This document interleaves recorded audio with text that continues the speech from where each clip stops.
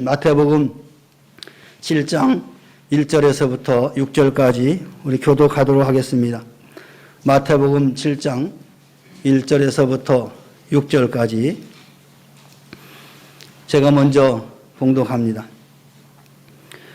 비판을 받지 아니하려거든 비판하지 말라.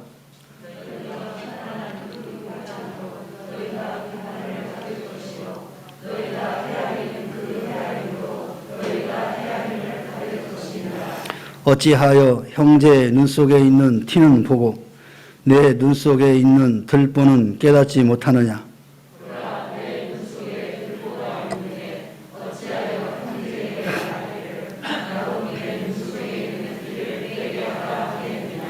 외식하는 자여, 먼저 내 눈 속에서 들보를 빼라. 그 후에야 밝히 보고 형제의 눈 속에서 티를 빼리라. 거룩한 것을 개에게 주지 말며 너희 진주를 돼지 앞에 던지지 말라. 그들이 그것을 발로 밟고 돌이켜 너희를 찢어 상하게 할까 염려하라. 아멘. 할렐루야. 우리 옆 사람과 인사합니다. 축복합니다. 사랑합니다. 오늘 본문 말씀은 마태복음 5장에서 7장에 나오는 산상보훈 중에서 천국 시민이 매우 경계해야 할 천국 윤리를 우리에게 교훈하고 있습니다. 예수님께서는 티와 들보의 이야기로서 건전한 비판이 어떠한 것인가를 우리에게 깨닫게 해주십니다. 과연 우리 그리스도인들, 곧 천국 시민들은 어떻게 비판해야겠습니까?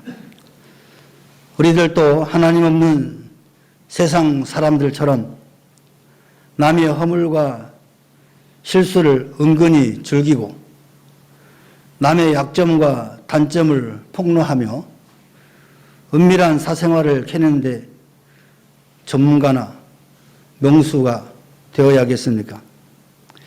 우리 주변에서 흔히 보는 적잖은 매체들, 특히 유튜버들이 배우, 탤런트, 가수들의 그런 음란한 스캔들을 선정적으로 다루고 요즘 같은 또 대선 전국에는 정치인들과 그 주변인들에 대하여 비판하는 것을 보고 또 듣고 자신도 모르는 사이에 오염이 되어서 다른 사람의 사생활을 험담 혹은 악담하는 일들을 흔하게 보고 있습니다. 천국 시민은 이같이 추잡스러운 비판은 멀리해야 합니다. 반면 건전한 비판은 성장과 발전을 위하여 할 수 있어야 합니다. 예수님께서도 헤롯을 저 여우라고 날카로운 비판을 하셨고 바리새인들을 독사의 자식들이라고 책망도 하셨습니다. 세례 요한도 바리새인과 사두개인들을 독사의 자식이다라고 책망하는 모습들을 우리는 성경에서 봅니다. 바울 사도께서도 사랑의 공동체를 오염시키는 유대인들에게 다른 사람을 가르치는 자가 자기는 가르치지 않고 도둑질 하지 말라고 하는 자가 도둑질하고 간음하지 말라고 하는 자가 간음하고 우상을 가증히 여기지 말라고 하는 사람이 신전 물건을 도둑질한다라고 비판하고 있습니다. 그러므로 전혀 비판에 대해서 안 된다는 것은 옳지 않지요. 그러나 오늘 본문 말씀에서는 비판할 때 극히 조심해야 할 사실들을 우리에게 교훈하고 있습니다. 먼저는 남을 정죄하는 그 심판적 비판은 해서는 안 된다라는 겁니다. 1절 말씀에 비판을 받지 아니하려거든 비판하지 말라라고 말씀합니다. 여기서 비판이라는 말씀은 헬라어로 크리노라는 동사인데 다른 말로 표현하면 심판이라는 말로 번역을 합니다. 이 심판이라는 말은 최후의 심판, 즉 하나님께서 신보좌 심판같이 하나님의 말씀에 거역하는 일을 인정이나 사정없이 영벌하는 그런 심판적인 자세로 형제나 이웃을 비판해서는 안 된다라는 것입니다. 인간은 그 누구도 심판자가 될 수는 없습니다. 법률 공부와 수많은 연구를 하고 객관적인 법률 적용을 한 건전한 법정의 재판도 가끔 오판으로 드러나 무죄 석방을 5년 혹은 10년 후에 하는 예들을 우리는 매스컴에서 종종 보고 있지 않습니까? 하물며 자신이 하나님인 듯 남을 곡해하고 오해하고 오판해서 정죄한다면 그가 어찌 그리스도이라 할 수 있겠습니까?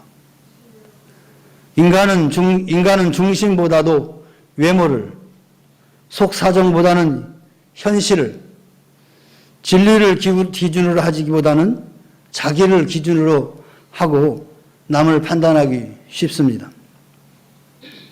그러므로 오늘 2절 말씀에 너희가 비판하는 그 비판으로 너희가 비판을 받을 것이다 라고 경고하고 있는 것입니다. 사랑도 동정도 이해도 눈물도 없이 남을 비판하면 그 결과가 자기에게 돌아오는 것입니다. 사람을 살리지 못하고 죽이는 자는 바로 자신을 죽이게 되는 것입니다. 누가복음 19장에 나오는 문화 비유에 보면 악한 종이 선한 주인을 비난합니다. 당신이 엄한 사람인 것을 내가 무서워함이라. 당신을 두지 않은 것을 취하고 심지 않는 것을 거두나이다. 이렇게 비판했어요. 그때 주인은 악한 종아 내가 내 말로 너를 심판하노라. 이렇게 책망합니다. 이후 최후의 심판을 교훈하는 비유이죠. 남을 심판적으로 정죄하고 오해하고 악평하는 자들의 결론을 우리에게 보여주는 말씀입니다. 요한복음 8장 11절 이후에 보면은 주님은 간음하다가 현장에 잡혀온 여인에게도 나도 너를 정죄하지 아니하노라 라고 선포하는 모습을 봅니다. 우리가 남의 잘못을 고치려고 비판할 때는 먼저 은밀하게 개인적으로 충고를 해야 합니다. 그 충고를 받지 않으면 한두 사람과 같이 한 번 더 충고해야 합니다. 그래도 귀를 기울이지 않으면 교회적인 차원에서 권면하고 그래도 안 되면 징벌하라라고 마태복음 18장 15절 이후에 말씀하고 있습니다. 우리 그리스도인들은 남의 인격과 사역을 함부로 판단하고 정죄하고 세상적이요 사탄이 즐거워하는 일들을 하지 말아야 할 것입니다. 또한 먼저 남을 비판할 수 없습니다. 오늘 본문 3절에서부터 5절 말씀에 자신의 눈에 있는 들불을 뺀 후에 밝히 보고 형제의 눈에 있는 티를 빼라라고 우리에게 말씀하십니다. 이는 상징적인 교훈이죠. 들보는 기둥과 기둥을 연결하여서 건물 전체의 무게를 잡고 있는 큰 나무이죠. 이는 다시 말하면 엄청난 허물과 실수로 인한 죄와 악을 상징하는 것입니다. 티는 아주 작은 허물과 실수로 인한 죄와 악을 상징하는 것이죠. 즉 자신의 큰 과오는 비판하지 않고 형제나 이웃의 작은 과오는 인정사정 보지 않고 비판한다고 말씀하는 거예요. 이러한 사람을 그리스도인이라고 할 수 있겠느냐라고 질문하는 거죠. 우리는 대부분 자신에게는 관대하고 남에게 엄격한 그런 못된 성질과 됨됨이가 있습니다. 그러므로 예수님께서는 먼저 자신을 비판하고 자신의 들보를 제거한 그런 피해의 흔적을 간증하면서 남의 위선 문제, 경제 문제, 이성 문제, 가정 문제 등을 비판할 수 있다라고 하신 것입니다.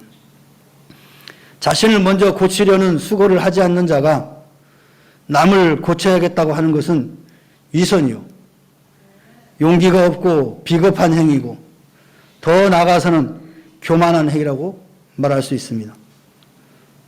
과연 예수님 같으면, 그리고 세례 요한이나 사도 바울 같으면 불의를 보고 일으키는 분노의 비판은 있을 수 있을 것입니다. 그렇지 못하면 차라리 침묵 가운데 그 대상을 위하여 기도하는 것이 옳습니다. 전국 시민에게는 자기 눈에서 들불을 뽑는 흔적이 있어야 합니다.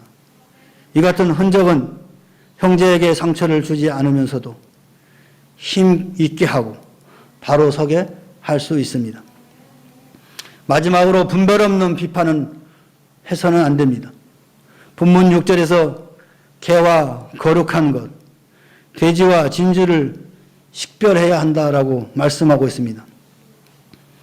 이는 거룩과 부정을, 순결과 불결한 것을 분별할 수 있는 영적 통찰력이 있어야 바르게 비판할 수 있다라고 교훈하는 것입니다.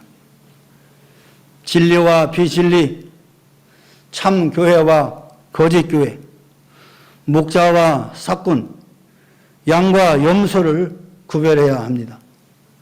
무엇이 개 짖는 소리며 무엇이 돼지 발톱처럼 더러운지를 구별하고 비판해야 하는 것입니다.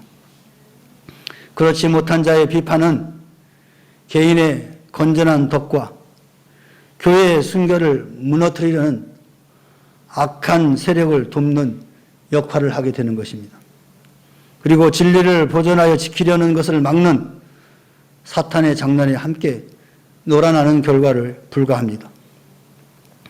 파괴적 저주와 사실을 외면한 비난, 냉정한 비평은 사랑의 공동체를 파괴하는 험담이요, 악담이요, 오히려 자기 들보를 확대하여서 저주와 파멸을 불러들이는 어두움이고 어리석음입니다. 죄의 오명과 부패로 어두워진 자들이 날카로운 비난을 토할 때 사탄은 기뻐하고 즐거워할 것입니다. 그러나 감추인 골방의 기도, 나팔을 불지 않는 구제의 실천을 주님께서 교훈하셨다는 사실을 안다면 누구를 대하든지 나보다 남을 낮게 여길 수 있습니다. 그러한 모습을 우리 주님은 기뻐하실 것입니다. 우리는 사탄이 기뻐하는 일과 우리 주님이 기뻐하는 일을 잘 분별하고 실천함으로 하나님께 영광을 돌리시기를 바랍니다. 누가복음 18장 9절에서 13절에 보면 바리새인과 세리의 비유가 나옵니다. 바리새인은 자신이 의로운 사람이다라고 말하며 나는 다른 사람들 토색, 불의, 간음 이런 하는 자들과 같지 아니하고 또 이 세리와도 같지 않다라고 자신의 의리를 드러냅니다. 또한 일주일에 2번씩 금식하고 소득의 11조를 드리나이다. 자기 의리를 드러내는 기도를 하고 있는 모습을 우리에게 보여주고 있죠. 반면에 세리는 멀리 서서 감히 눈을 들어 하늘을 쳐다보지 못하고 다만 가슴을 치며 이르되 하나님이여 불쌍히 여기소서 나는 죄인이로소이다. 이 바리새인과 세리의 기도의 모습을 바라보는 주님의 모습은 과연 누가 하나님 앞에 정당한 사람인가를 말씀하고 있습니다. 세상 사람들의 눈으로 볼 때는 바리새인이 의로운 사람처럼 보였을 것입니다. 그러나 우리 주님의 눈으로는 세리의 그 회개하는 가슴을 찌는 회개하는 그 기도를 들으시고 그를 의롭다고 하신 겁니다. 남을 저주하고 정죄하고 파괴하는 이런 바리새인과 같은 인격을 가져서는 안 됩니다. 남이 고통스러워하는 모습을 보면서 즐거워하는 사람은 그는 사탄이 좋아하는 일을 하고 있는 겁니다. 자신의 가슴을 찌며 자신을 비판하는 이런 세리와 같은 인격이 오늘 우리 그리스도인에게 필요한 것입니다. 사랑하는 성도 여러분, 자신의 들보를 제거하기 위해 신령한 고민을 하시기 바랍니다. 남의 들보를, 남의 티를 보기 전에 내가 가지고 있는 이 수많은 죄악들을 보면서 그 들보들을 제거하기 위하여 회개하는 성도들이 되시기를 바랍니다. 그런 성도들에게 주님의 은혜와 축복이 넘치기를 기원합니다. 찬양 하나 합시다. 예수 나의 치료자.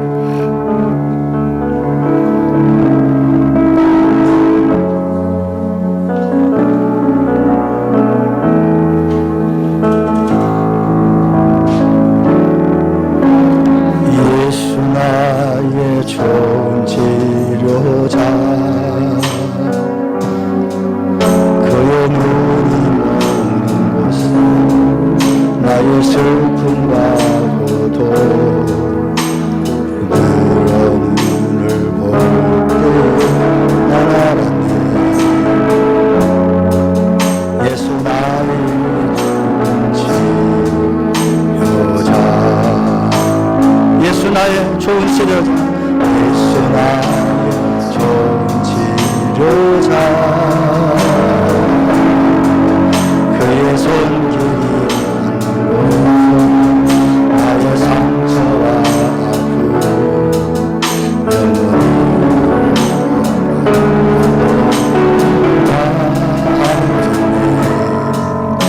예수 나의 치료자 우리 다시 한번 합니다. 예수 나의 좋은 치료자. 예수 나의 좋은 치료자 아멘. 그의 눈이 머는 곳은 나의 슬픔과 고통 그의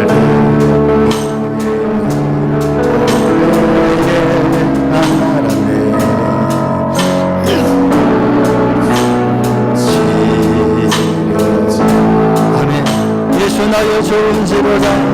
예수 나의 좋은 치료자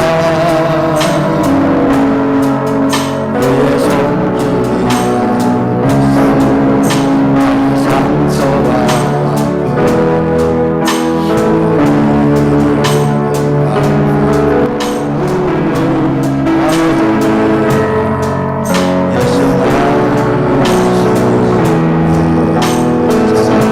할렐루야. 나 노래하리.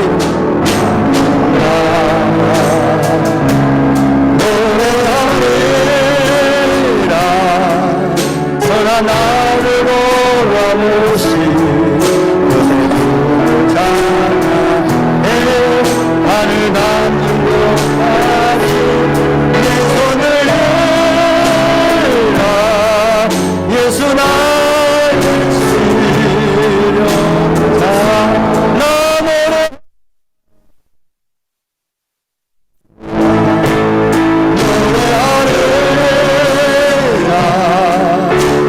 나를 돌아보시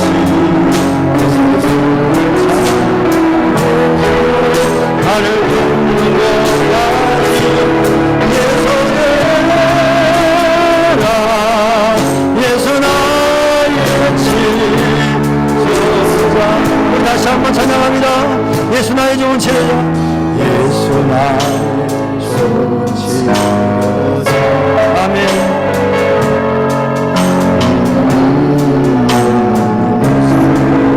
나의 슬픔과 고통 그를 들어주는 때에 난 알았네